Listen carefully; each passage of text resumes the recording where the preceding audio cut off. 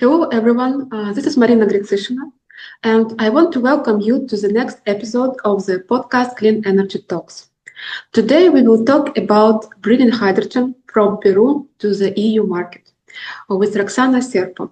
Roxana is the Vice President H2 Peru Association, and she is also an independent consultant and member of the Hydrogen Task Force of the Association of International Energy Negotiators. With over 25 years of professional experience in the energy industry. She has worked with leading public and private entities, and her global experience spans projects in over 40 countries in the Middle East, Africa, Europe, and South America.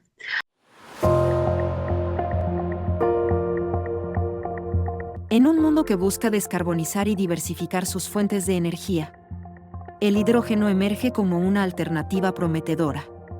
En este video exploraremos cómo el hidrógeno renovable y de bajas emisiones puede ser clave para la transición energética.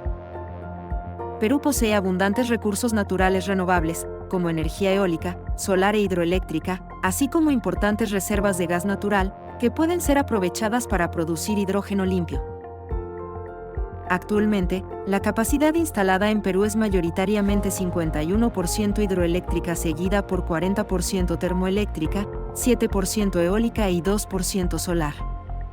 El hidrógeno se puede producir a través de electrólisis utilizando electricidad de fuentes renovables como solar y eólica. Y Perú cuenta con abundantes recursos renovables de primera clase para producir hidrógeno a costes competitivos. Con aproximadamente 15.2 trillones de pies cúbicos de gas natural en reservas probadas, principalmente cerca de Camisea, Perú tiene el potencial de producir hidrógeno de bajas emisiones.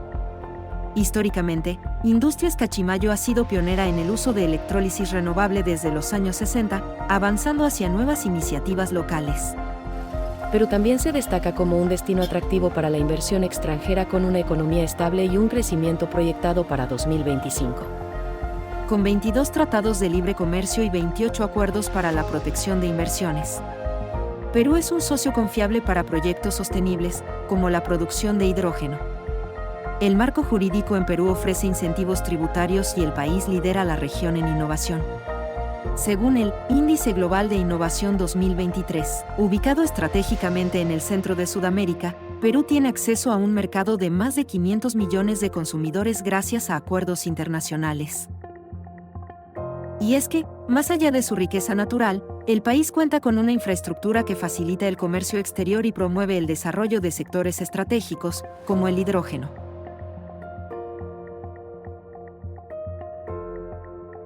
Roxana, thank you for your participation today at this podcast, and I will be very glad to discuss with you development of hydrogen sector in Peru. Many thanks, Maryna, for this invite, and congratulations for opening this space to promote debate and exchange news and ideas on clean energy. I'm very happy to be here with you and thankful for the opportunity to share some insight about Peru and our expectations and our country's potential in areas related to renewable energies and that leads into renewable and low emissions hydrogen. First of all, started talking about Peru, it's interesting to know more about your association. So you present H2 Peru Association, and could you briefly introduce the work of H2 Peru and your main activities in the hydrogen sector? Certainly, glad to do so. H2 Peru is the Peruvian Hydrogen Association, a non-for-profit association that was established in 2021. Currently, we have 74 associates and strategic partners, and include businesses, public entities, professional practitioners, and the academy. Our members belong to the energy, to the industry, mining, and transportation sectors, and include as well engineering and technology providers. We bring together expertise and commitment with a united vision and a long-term ambition for the decarbonization of the Peruvian economy through the use of renewable and low-emissions hydrogen. And our common goal is fostering the development of renewable hydrogen ecosystem in Peru that leads to accelerate its deployment in the country, as well as exporting production or derivatives. And we do that through 4 pillars. policy and regulation, knowledge and studies, standards, and the ecosystem, hydrogen ecosystem. In policy and regulation, we publish position papers on hydrogen and share our thoughts on the development of a green hydrogen strategy for the country. We also release a hydrogen roadmap to spark conversation. On the regulatory side, and now that we already got the hydrogen promotion law enacted, we are continuing our efforts, and we have co-drafted a regulatory proposal with the UK Embassy here in Peru, and that was submitted for consideration of the government. In the area of knowledge and studies, we have sponsored this first hydrogen study potential of the country that serves as a foundation for further studies about hydrogen hubs.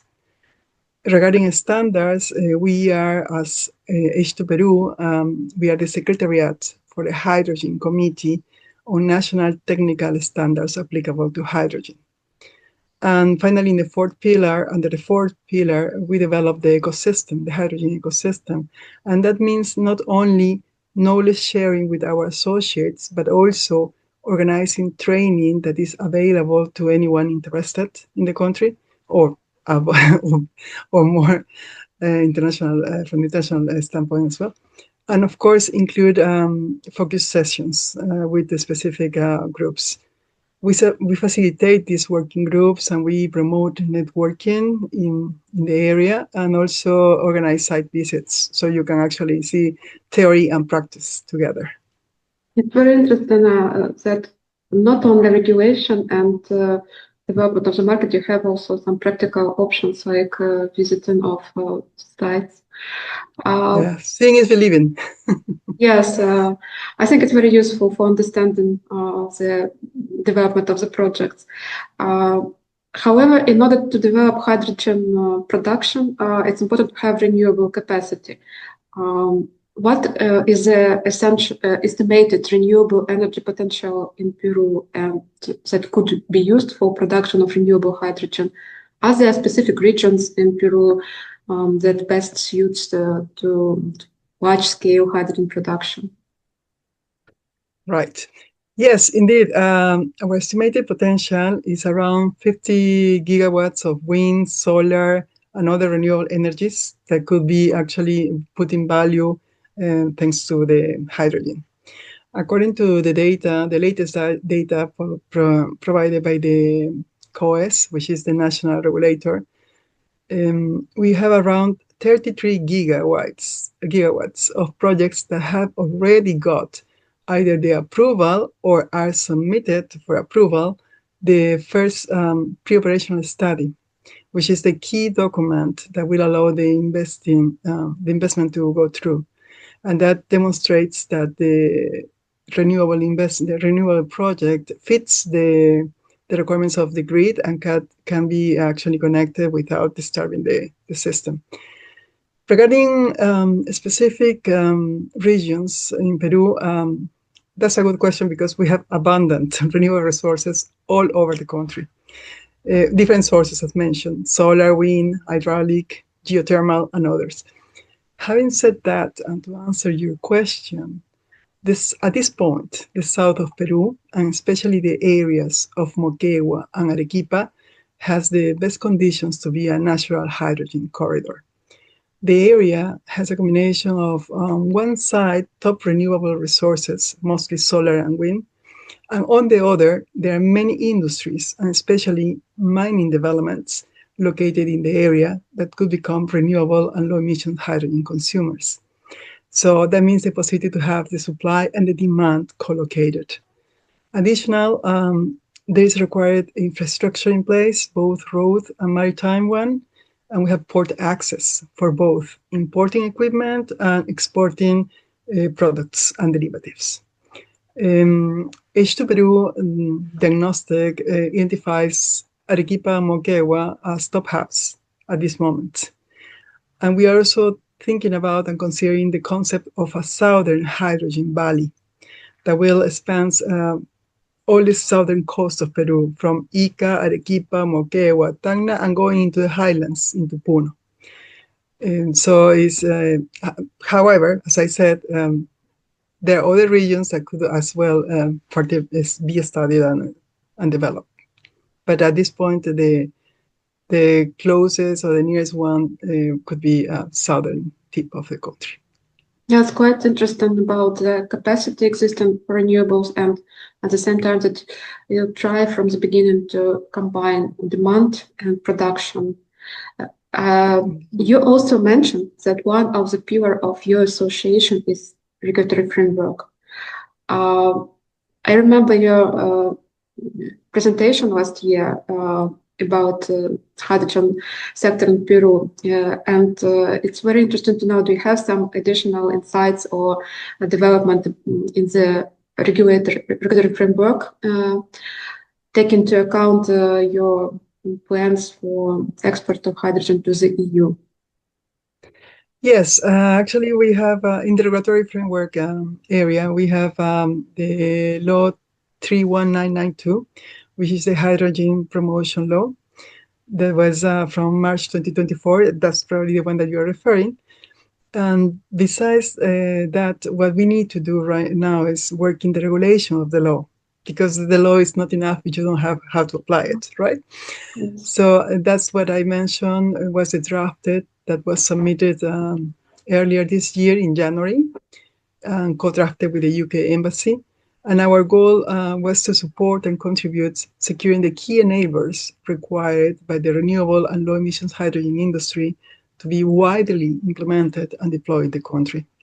That will contribute with the economy and, of course, to supply the local and international demand and industrial requirements. Yes, and one other areas mentioned as well is we are working now is in the nitty-gritty of the safety and technical standards to be adapted or adopted in the country. And we are, as I mentioned, the Secretariat for the INACAL, for the committee, the specialized committee of the INACAL, who is the authority in standards in the country. And we're working towards developing Peruvian technical standards across production, transport, quality, and safety when operating with the hydrogen.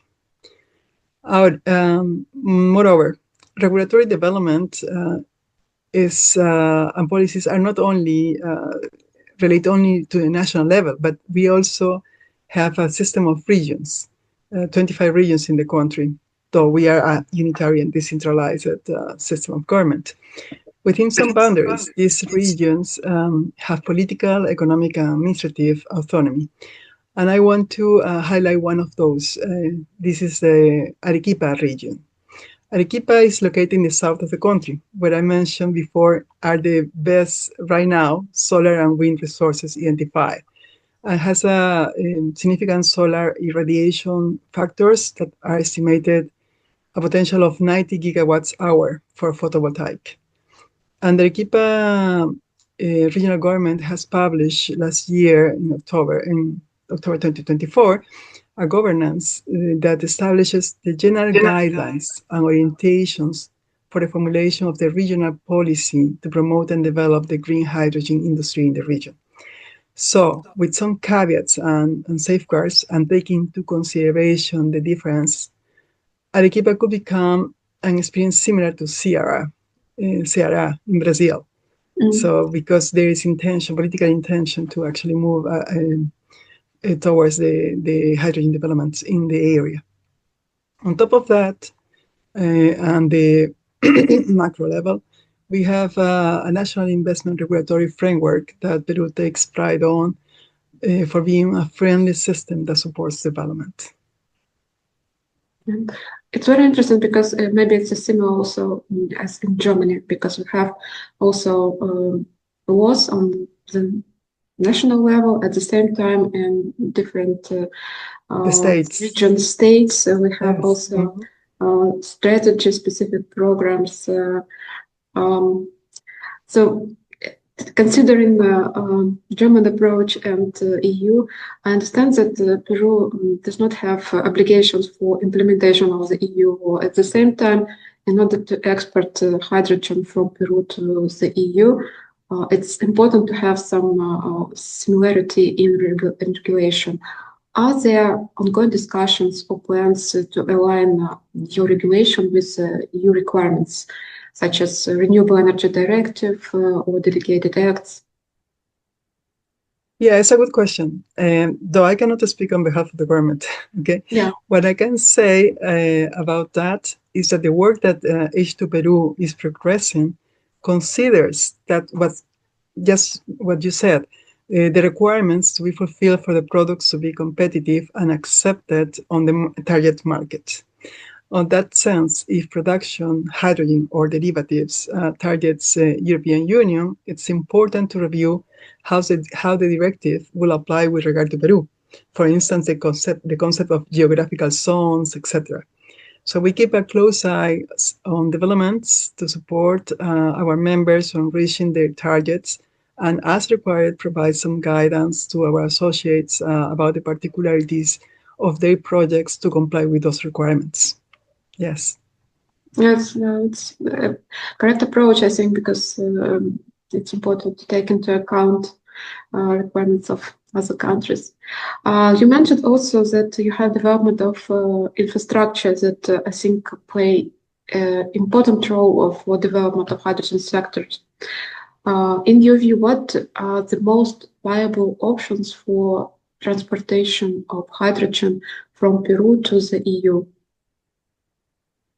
From my personal standpoint, it relates to feasibility, both technical and economical on one hand, and on the other hand, the buyer's requirements. So the final use of the products that they are buying. In the near term, generally speaking, and due to several factors like familiarity with transportation and use, most likely ammonia will be the preferred derivative. In the longer term, eSAF and e-methanol may gain traction under the European Union fuel mandates, but of course are dependent on biogenic CO2 supply. Another possibility for longer term could be liquid hydrogen organic carriers, but as mentioned, it all depends on technical, economical, and final use factors. Yes, I agree with this approach. Without compliance with targets identified in the EU, for instance, it's difficult to find demand, and ammonia and if used as a market. Yes, it's a market that will be developed based on the existed policy and targets in Renewable Energy Directive. However, if we consider the development of hydrogen market, the key question is the production. What opportunities exist for launching of hydrogen production projects in Peru in the near to mid-term? Okay, thanks for asking. There are several opportunities progressing. Probably the most well-known ones are in the Arequipa region. That's why I'm stressing that fact. One of those is Horizonte de Verano. It targets renewable ammonia production. And last March of this year, the project got the approval of the detailed environmental impact assessment, which is a key document, as you know, in projects. Yes. It's a project that will be developed in phases, 5 phases, and involve the full project involves a production capacity of 165 million tons per year of renewable ammonia using 5.85 gigawatts of solar photovoltaic energy. The first phase is planned for mid-2027, and the fifth and last phase should be starting in early 2032. This project includes development and operation of a renewable hydrogen and ammonia production plant with onshore facilities and also desalination plant, a terminal and pipelines, all located in the coastal area of Arequipa. The phase 1 expects to produce 420,000 tons of renewable ammonia per year, with installed capacity of 1.5 gigawatts of solar generation. The company, Horizonte Verano, indicated that the main objective is to export production. And in 2024, if I'm not wrong, yes, Grenergy, the Spanish company, actually acquired 50% of the equity in Horizonte de Verano. Another project in the same area, Arequipa, is Falan Green Energy. Falan has expressed its intention to execute a project with an investment of around $2.4 billion. It will have a 1.8 gigawatts solar plant with a maximum capacity of 85,000 tons of renewable hydrogen. That means 440 tons of renewable ammonia for export to European and Asian markets, actually. And they will target heavy industries such as steel, glass, and cement. Construction is expected to begin in 2026. Permitting, of course, has to be granted. And the project includes 3 phases. The production of renewable hydrogen is expected to be in phase 2 and 3. The H plant, the hydrogen plant, will not only produce hydrogen for ammonia, but also fertilizers that will be very useful for agricultural processes and for exports. Other announcement that has been made in the country is one from Peru LNG, Osaka Gas, and Marubeni, and this relates to e-methane production.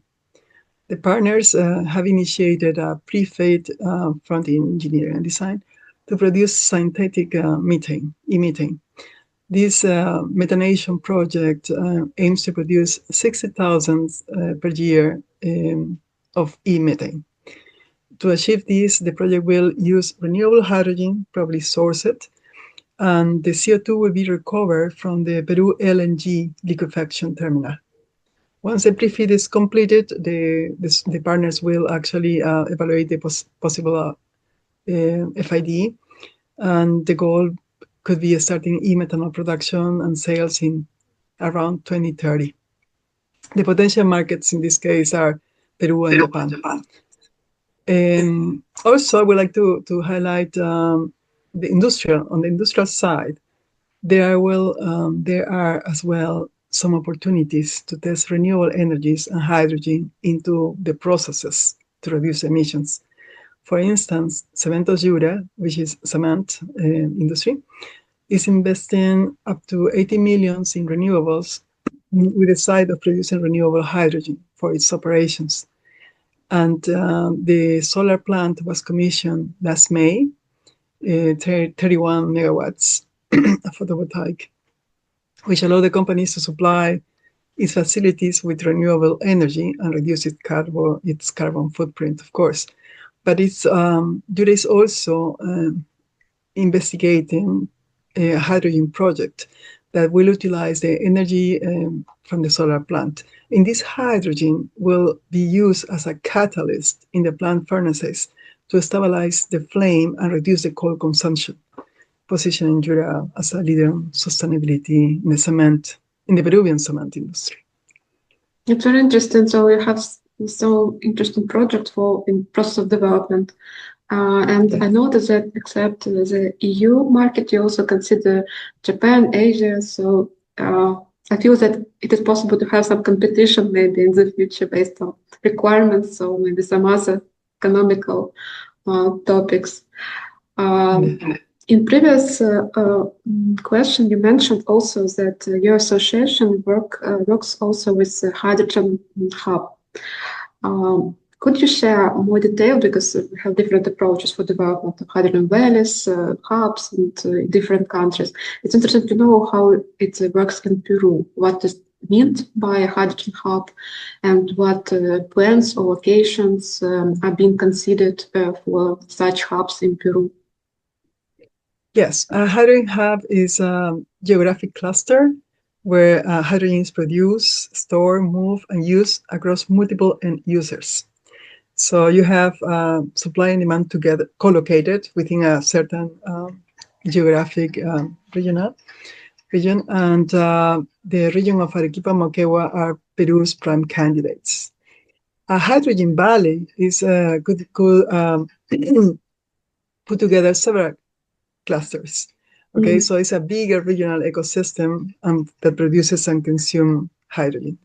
Peru candidates Moquegua and Arequipa are anchor hubs, given the high rates of solar and wind resources, the mining demand that I mentioned to you, the weather solution, because those are in the coast of Peru. Peru is in the Pacific Ocean, okay? Mm-hmm. And we have port access. And the Southern Hydrogen Valley, as mentioned, could be a bigger concept that includes from the central to the south part of the coast of Peru and going to the highlands, Ica, Arequipa, Moquegua, Tacna, and Puno.